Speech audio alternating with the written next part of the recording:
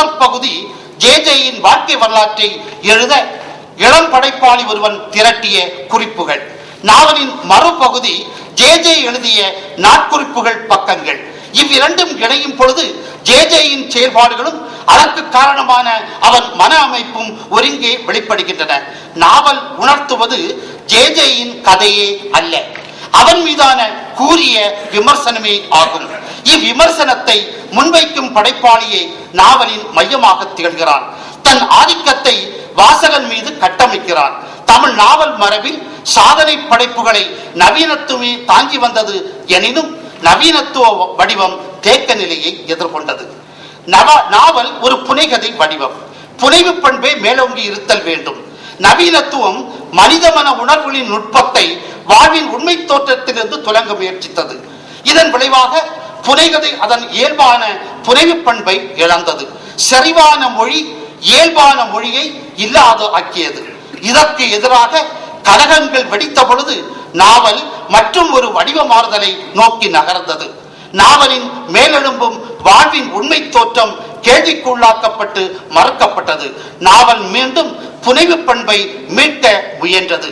ஜெயமோகனின் விஷ்ணுபுரம், பின்தொடரும் நிழலின் குரல் நாவல்களை குறிப்பிட வேண்டும். இந்நாவல்கள் மரபாக கட்டமைக்கப்பட்ட நாவல் வடிவை முழுமையாக சிதறடித்தது. நாவலுக்குள்ளாக நாடகங்கள், கவிதைகள், ஆய்வு கட்டுரைகள் என நாவலின் வடிவ எல்லையை முழுமையாக சிதறடித்து ஒரு புதிய வடிவை தமிழ் நாவல் மேற்கொண்டது. உலகளாவிய நிலையில் செல்வாக்கு பெற்று வந்த பின்னவீனத்துவம் தமிழையும் வந்தடைந்தது. அதிகாரம் மொழியில் கட்டமைக்கப்பட்டு வாழ்வின் மீது பிரயோகிக்கப்பட்டது. மையம் சார்ந்த வாசிப்பு கேள்விக்கு உள்ளாக்கப்பட்டது. பிரதியின் பொருள் உற்பத்தி வரவேற்கப்பட்டது. பிரதி எல்லையற்ற பொருளின் இருப்பை உணர்த்தி கொண்டே இருக்கும். பொருளை உற்பத்தி செய்பவன் வாசகன் தான். ஆனால் வாசகனும் எத்தனையோ விதமான தாக்குதல்களுக்கு உள்ளாகிறான். பிரதியை வாசகன் வாசிப்பது போல பிரதியும் வாசகனை வாசிக்கின்றது. பின் நவீனத்துவ காலகட்டத்தின் மையத்தில் வாழ்பவர்களை விட விளிம்பில் வாழ்பவரே முக்கியத்துவம் பெற்றனர். பெரிய கதையாளர்களை விட சிறிய கதையாளர்களை கவனம் பெற்றது. தமிழ் நாவலும் புதிய காலகட்டத்திற்கு ஏற்றதான வடிவை பெற்றது. சென்ற நூற்றாண்டின் இறுதியில் சமூகத்தில் விளிம்பு நிலையில் வாழ்ந்த தலித்துகள் தங்கள் வாழ்வு அனுபவங்களை இலக்கியமாக்க முற்பட்டனர். அடித்தட்டில் வாழ்ந்த இம்மக்கள் கலகக்குரலை எழுப்பியே தங்கள் இருப்பை உணர்த்தி கொண்டனர். காலங்காலமாக மொழியின் மேல் கவித்திருந்த ஒழுக்க மரபுகள் தூக்கி வீசப்பட்டன. மொழியில் சொல்லக்கூடாது என்பது இல்லை. சிவகாமியின் ஆனந்தாயி, பாமாவின் கருக்கு, இமயத்தின் கோவேறு கழுதைகள் போன்ற நாவல்கள் ஒரு புதிய வடிவை தமிழ் நாவலுக்கு அளித்தன. விளிம்பு நிலை வாழ்விற்கு பின்னவீனத்துவ கால சூழலில் தோற்றம் கொண்ட முக்கியத்துவம் தமிழ் நாவல் வடிவத்தில் பெரும் மாறுதல் நிகழ காரணமாகியது. தன் வரலாற்று நாவல்களை குறிப்பிட வேண்டும். அடுத்த கட்டம் தன் வரலாறு தமிழின் மிக பழைய வடிவம். ஊவேசா, வ.உ.சி., நாமக்கல் ராமலிங்கம் பிள்ளை என எத்தனையோ பேர் கையாண்ட வடிவம். தன் வரலாறுகள் நினைவுகளையே சார்ந்திருக்கும். பின்னர் தன் வரலாற்றை எழுத வேண்டியது வரும் என ஆவணங்களை யாரும் பாதுகாத்து வைப்பது இல்லை. தன்னை வெளிப்படுத்திக் கொள்ள ஆவணமின்மை பெரும் தடையாக அமைந்து விடுகிறது.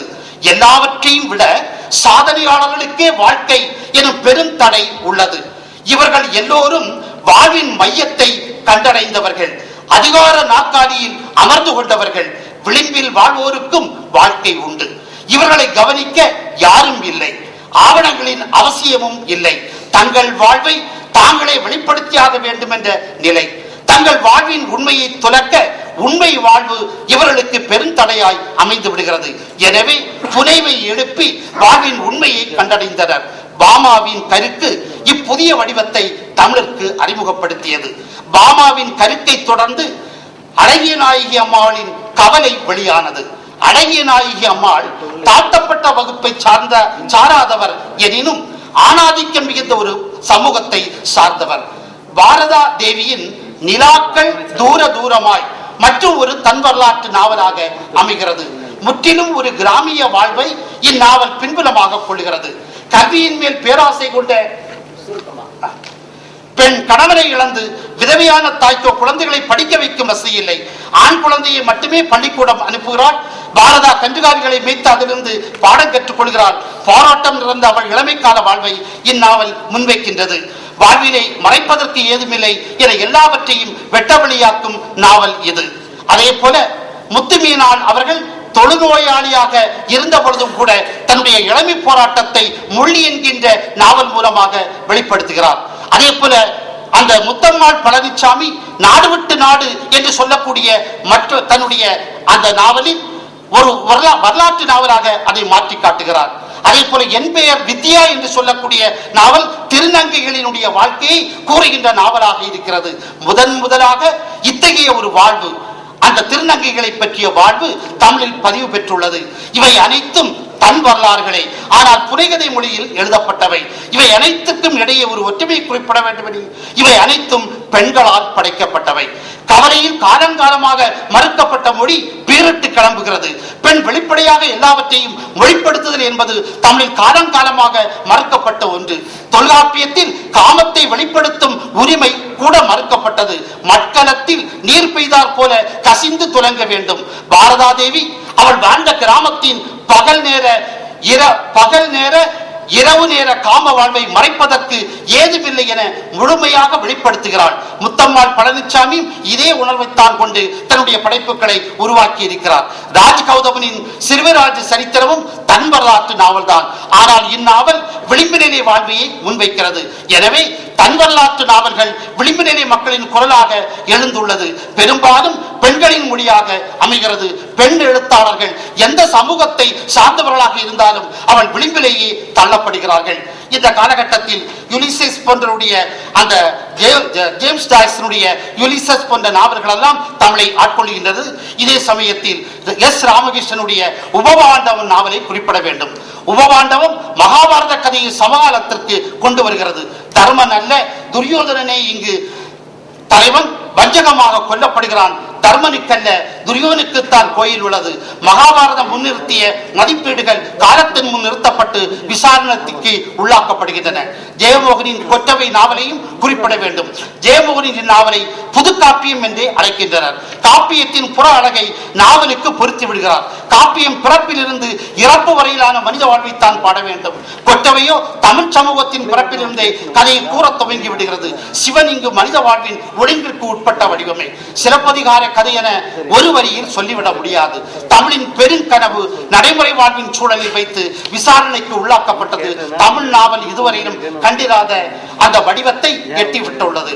தன் வரலாறு என்பது ஆழ்வோர்களின் வரலாறு, ஆளப்பட்டவர்களின் வரலாறு அல்ல.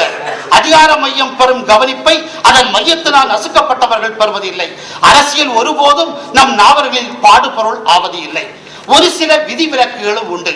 இவ்விதிவிலக்குகளில் முதன்மையானது பொன்னியிலனின் புதிய தரிசனங்கள். அவசர நிலை காலத்திற்கு பின் படைப்பாளிகளின் படைப்பு அனுபவங்களுக்கு விரிவான தளமாக அது அமைந்திருக்க வேண்டும். ஆனால் அவசர நிலை காலம் என ஒன்று இருந்ததையே நம் படைப்பாளிகள் பதிவு செய்யவில்லை. பொன்னியிலன் மட்டுமே அதை விசாரணைக்கு உள்ளாக்குகிறார். நாவல் தன் வடிவை வேண்டிய அளவுக்கு தளர்த்தி கொண்டுள்ளது. வடிவம் ஒருபோதும் படைப்பாளியை கட்டுப்படுத்துவது இல்லை. தன்னை மாற்றியமைக்கப்படும் படைப்பாளிகளிடம் அது கெஞ்சுகிறது. மோகமுள், அம்மா வந்தால் பொய்த்தீவு என பார்ப்பன வாழ்வு விதவிதமான கோணங்களில் எதிர்கொள்ளப்பட்டது. மெதுவாக பிற சமூகங்களையும் அரவணைத்துக் கொண்டாலும் பார்ப்பன வாழ்வின் மதிப்பீடுகளை நுகத்தடிகளாக எல்லா சமூக வாழ்விலும் பிணைக்கப்படுகிறது. விழிப்பு நிலையில் எத்தனையோ சமூகங்கள் நாகரிகப்படுத்துதல் என்னும் பெயரில் இவர்களுடைய தனி அடையாளங்களை அளிக்க காலங்காலமாக அதிகார பீடத்தின் முயற்சிகள் தொடர்ந்து நிகழ்ந்து வந்துள்ளன. தங்கள் பண்பாட்டு கூறுகளை இழக்க மறுத்த இவர்கள் எழுப்பிய கலகக்குறைகள் ஒருபோதும் இலக்கியத்தின் காதுகளை வந்தடைந்தவை இல்லை. தமிழ் சமூகத்தில் ஒரு பக்கம் அதன் பிறகு